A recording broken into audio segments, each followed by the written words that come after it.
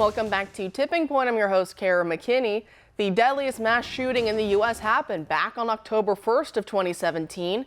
60 people were killed and several hundred injured after Stephen Paddock opened fire on the crowds attending the Route 91 Harvest Music Festival.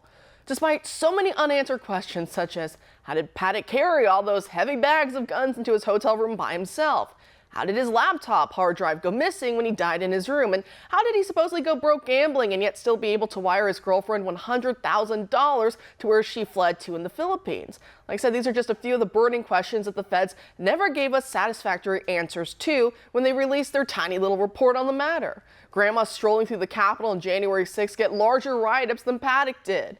Now, the horrific tragedy helped the left to push forward with gun control even under a Republican president. And that is how we find ourselves here today, in the 10 millionth case of let's go after the guns or their accessories instead of the guy pulling the trigger. So tomorrow, the Supreme Court will hear the federal government's appeal of a ruling from the Fifth Circuit, which was in favor of Michael Cargill, the owner of Central Texas Gun Works. Cargill surrendered his bump stocks after the ATF banned them in 2018 in the wake of the Las Vegas shooting. He argued successfully in court that the ATF did not have the authority to do so, as only Congress can pass laws. Now it will be up to the justices on the nation's highest court to see if they agree. Joining us now to discuss is Aiden Johnston, the Director of Federal Affairs for Gun Owners of America, an organization which has filed an amicus brief in favor of overturning the ban. Aiden, thanks for being back tonight. Thank you so much for having me on. Great. So how solid do you think the Fifth Circuit's ruling was? Will it stand up against government appeal at the Supreme Court?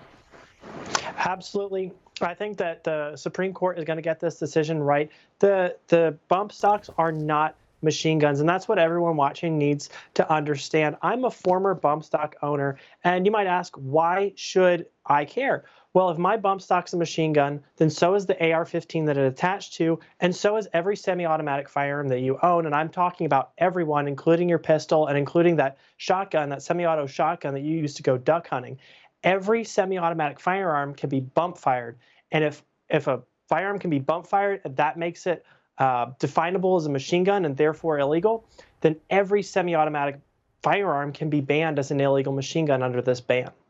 And see, that's where a lot of it comes down to, because as you're explaining, the reason why the ATF gives, the reason they give, I should say, for going after bump stocks is they say, well, we have these other laws on the book concerning and regulating machine guns. And then therefore they then just classify bump stocks as machine guns, or at least akin to that. Can you explain for us how they even are able to make that mental gymnastics, how they're able to jump through those hoops in order to try and connect the two?